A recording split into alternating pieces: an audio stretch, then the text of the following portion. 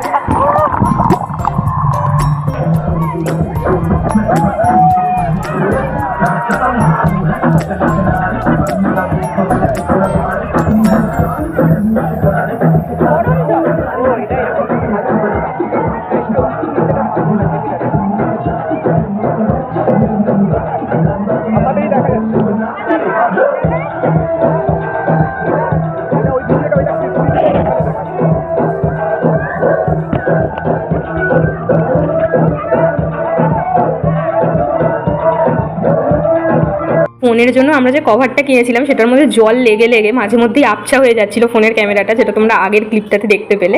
যাই হোক, এবারে আমরা এনজয় করতে নামলাম ওয়েভ পুলটার জন্য আমি সত্যি অনেকক্ষণ ধরে ওয়েট করছিলাম যে কখন এই ইভেন্টটা হবে। মানে এখানে সমুদ্রের মতো পুরো ঢেউ তৈরি হয়, আর জল যেহেতু সবসময় আরও পরিষ্কার পরিচ্ছন্ন রাখে, প্রত্যেক দিন জল পাল্টানো হয়, ওই জন্য আরও বেশি ভালো লাগে যেহেতু পরিষ্কার পরিচ্ছন্ন জলটা, মানে প্রত্যেকটা পুলই এখানে খুব পরিষ্কার পরিচ্ছন্ন। তো ওয়েভ পুলটা খুব এনজয় করেছি। ওয়েভ পুল নিয়ে আরও অনেক ভিডিও তোমাদের সাথে নেক্সট পার্টে আমি শেয়ার করবো।